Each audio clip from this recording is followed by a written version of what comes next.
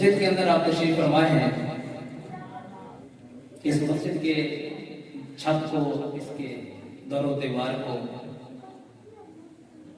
جب آپ دیکھتے ہیں تو دل میں خیال جاتا ہے کہ جہاں کہیں بھی میلاد کی موافق سے نہیں جاتی ہیں، جھنڈیاں، جھنڈے، پینا فلیکس، لائٹنگ، بڑا وہ مطلب ہے 2 دن پہلے تیاری شروع کرنی پڑتی ہے. الحمدللہ والشکر للہ، اس مالک کا جتنا شکر کیا جائے کم ہے کہ یہ مسجد بنیادی طور پہ اس انداز اور ایسی سوچ کے ساتھ بنائی گئی کہ یہاں بڑے سے بڑا خطیب بھی آئے، بڑی سے بڑی محفل بھی ہو. اللہ تعالیٰ نے اس مسجد کو ایسا نور، ایسا رنگ ڈھنگ عطا فرمایا ہے کہ یہاں ہمیں سجاوٹ کی ضرورت ہی نہیں پیش ہوتی. اس کی 12 مہینے 24 گھنٹے ہم وقت یہی سجاوٹ رہتی ہے.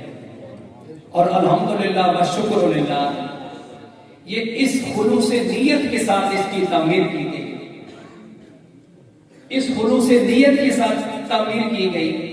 کہ یہ آپ سمجھ لیں کہ جنگل کے اندر ایک منگر بنا ہوا ہے.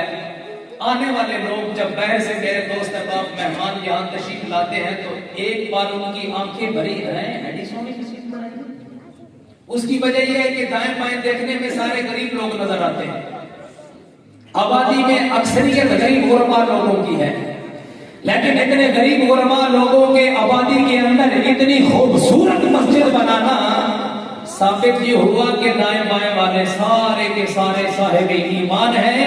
پختہ ایمان اور عقیدے والے لوگ ہیں کہ بھلے ہمیں کھانے کے لیے ملے یا نہ ملے، ہمارے گھر کا خرچ پورا ہو یا نہ ہو، مگر خدا کا گھر ایسا بنے کہ جسے دیکھ کر طبیعت خوش ہو جائے. ٹاپ آف لسٹ اس کا جو کریڈٹ ہے ہماری اس مسجد کمیٹی انتظامیہ کے صدر جناب حاجی محمد شفیق صاحب، جو یہاں محفل کے اندر تشریف فرما ہے، جنہوں نے اپنا ذہن دوڑایا، وقت دیا، برادری کو ساتھ، محلے داروں کو ساتھ، جہاں تک تعلق، جہاں تک اپنی بات چیت چلتی تھی لوگوں تک اپنا پیغام پہنچایا، محنت کی، دن اور رات صرف کیا. الحمدللہ والشکر للہ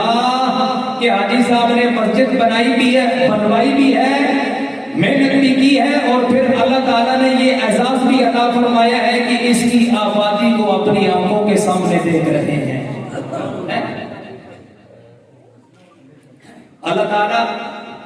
پہلی عید سے لے کر آج تک، آج جو جمعۃ المبارک کا چندہ ہوا، پہلی عید سے لے کر جب اسلام کا آغاز ہوا، جتنے بھی دوست احباب نے، محلے داروں نے، ماؤں نے، بہنوں نے، بیٹیوں نے، بچوں نے، بزرگوں نے، نوجوانوں نے، جہاں تک بیرون ملک سے جس کسی نے بھی ہمیں تیرا میں سبن قدم ہے، جتنا بھی اس مسجد کی تعمیر کے اندر حصہ ڈالا، اور جس شخص نے 1 روپیہ بھی نہیں دیا، فقط یہ کہا کہ اللہ تسوں کی کامیابیاں دے دے، ہائے ہائے ہائے، یہ بھی بڑی بات ہوتی ہے، بڑی بات ہوتی ہے. جس شخص نے خلوص نیت سے یہ کہا کہ میں دے کچھ نہیں سکتا مگر اللہ تمہیں کامیاب کرے، ہماری دعا یہ ہے کہ اللہ اپنی شان کے مطابق ان تمام لوگوں کو تو بدلہ اور اجر عظیم عطا فرمائے.